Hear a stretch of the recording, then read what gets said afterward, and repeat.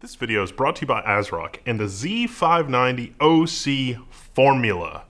You want to go for the world record? On 10th and 11th generation Core i9 processors, the Z590 OC formula will get you there. This board includes many features for experienced overclockers, including an A/B BIOS switch at the rear, as well as a ton of buttons and test points located at the front edge of the motherboard. It has a heavy-duty metal backplate, 12-layer server-grade low-loss PCBs, but it's also got an ESS 9218 DAC and WiMA audio caps, so you can do more than just overclock. The motherboard also uses advanced surface mount DIMMs rather than through-hole DIMMs. This is what you see typically on servers. And with those surface mount DDR DIMM slots, you can clock up to DDR4 5600. It has dual built-in wired LAN, an Intel 1GB LAN, and an Intel 2.5GB LAN. It's got one Wi-Fi 6E, that's 802.11ax, and a Bluetooth 5.2 module. There's also a motherboard that features PS2 mouse and keyboard ports at the rear I/O, so I can still rock my ancient Model M keyboard, including my new AT AS400 keyboard. Learn more at the link in the description below, and thanks Asrock for sponsoring this video.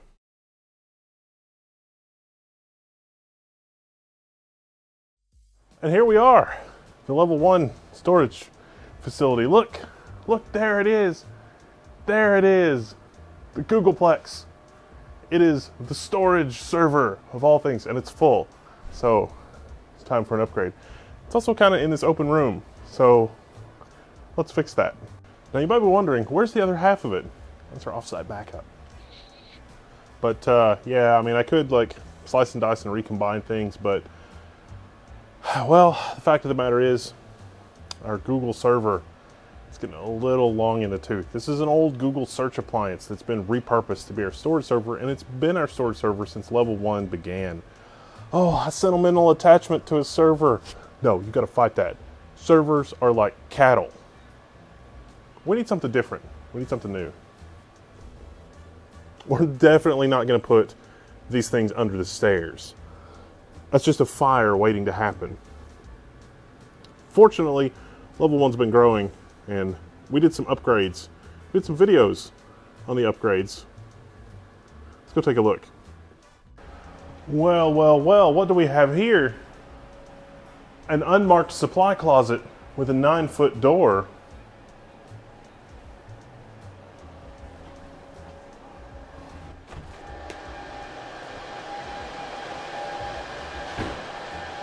It's a server closet!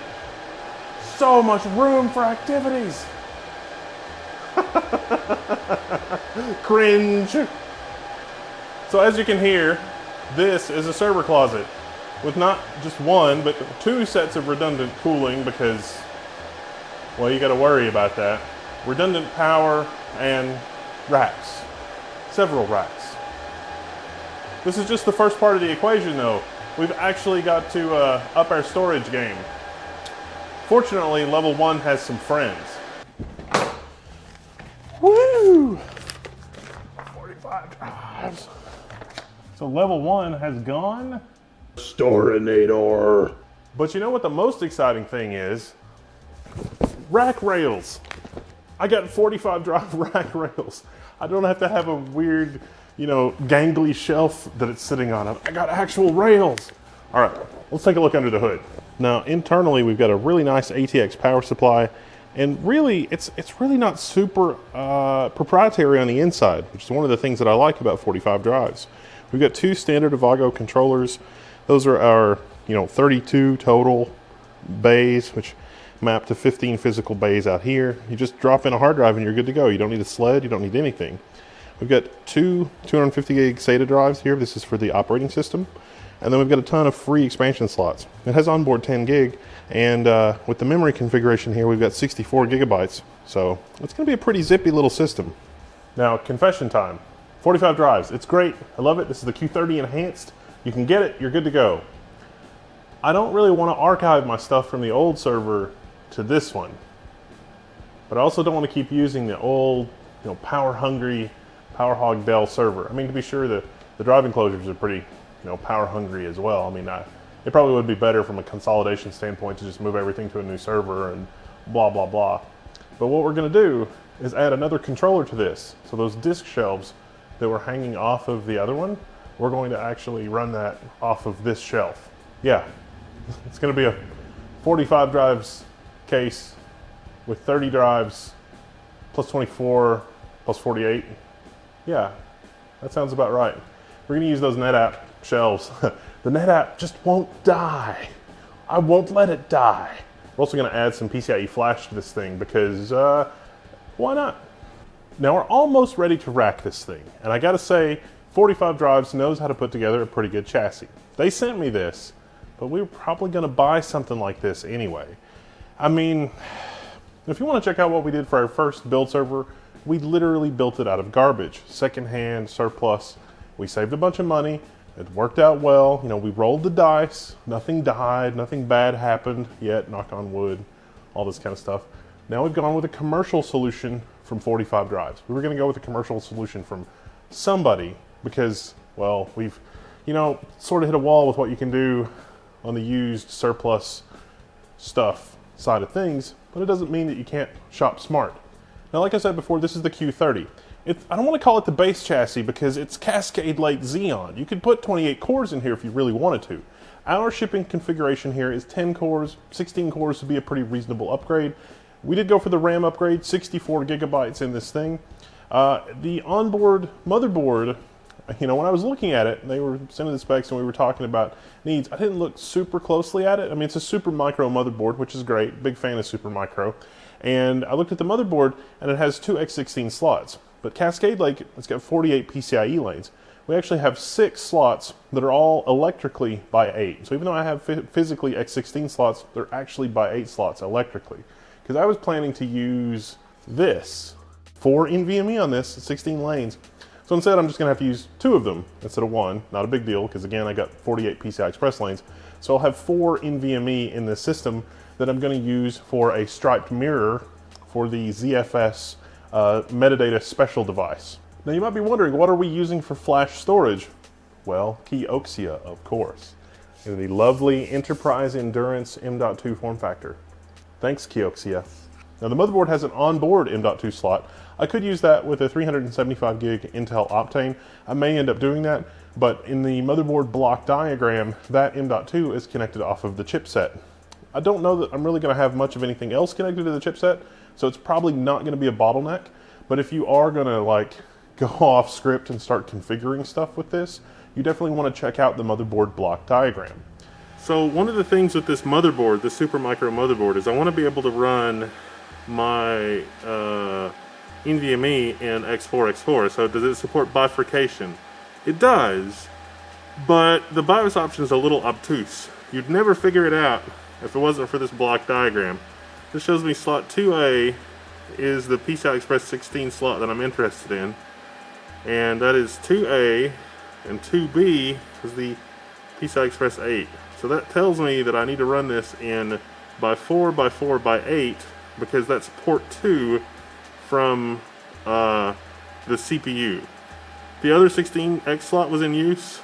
That's on 1B, so 1A goes here, so that would be X8, X4, X4 if I had my, you know, NVMe slot or NVMe dual NVMe card in the other X16 slot. So I've got it. I've got to set A and B sort of opposite one another to get it to work. So here's the BIOS of the motherboard. Notice that it starts from 0, and the block diagram starts from 1. It's 1, 2, 3, A and B, and here it's 0, 1, and 2. I wanted 2, so I think that's 1, and I think that means that I need X. See, it's one of these two. I think it's that one. Fortunately, you don't have to boot into the system. So it does kind of, in the help screen, it seems like it would tell you what it is, but I don't think I ever updated the help text because, you know, it doesn't change when you move between X16 slots. I think that's right. Now you might be thinking, wait a minute, he said 6 slots. There's 7, I count 7. The bottom slot is connected to the PCH. That is a electrically PCI Express by 4 connection to the chipset, which is also by itself a PCI Express by 4 connection. Well, it's a DMI 3.0, which is the equivalent of 4 lanes of PCI Express 3.0 to the CPU. Because remember, 48 lanes. 6/8 is 48. We also have This is our external HBA. And so it's another LSI controller. It's just like the ones that they're using, except I've got 2 external instead of 4 internal. So it's not quite as nice as the one that they have, as evidenced by the lack of giant heatsink. But this is what's going to connect to our external disk shelves and allow me to just import my existing ZFS pool and basically do away with our, yellow submarine Google storage appliance thing. Oh, and I've also got 25 gig Ethernet. So, wow, we suddenly went from 2 PCIe slots to 3, 4, 5, 6 PCIe slots used. 6/8s, 48s. It's full. Oh, it's loud. One thing I forgot to point out before was if I'd gotten the version of the motherboard that had built-in 10 gigabit, that would actually work against my desires, because I'm going to put 2x 25 gig, which is PCI Express by 8, and the version of this motherboard that is built in 10 gig, it takes away some of those PCIe lanes for the onboard 10 gig adapter, so I wouldn't be able to just pop the card out. I'd rather have the slots, honestly, than the onboard peripherals. Now remember the part that I said about cattle and not christening servers? Check it out.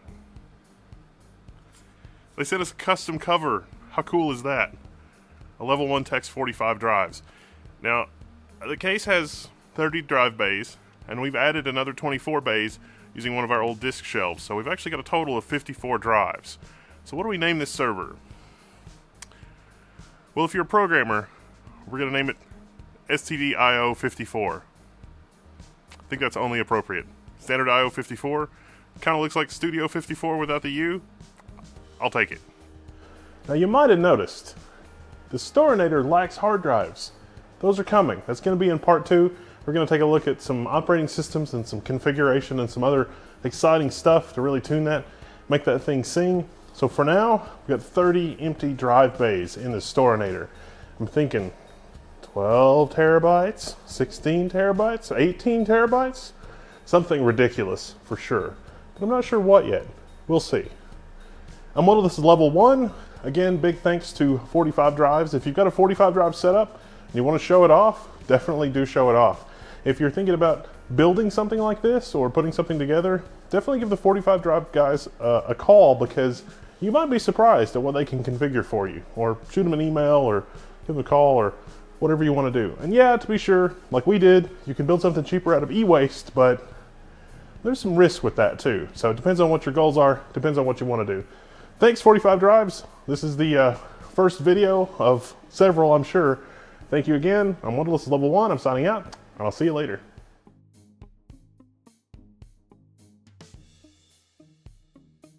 Middle of the road base chassis. Really? Really?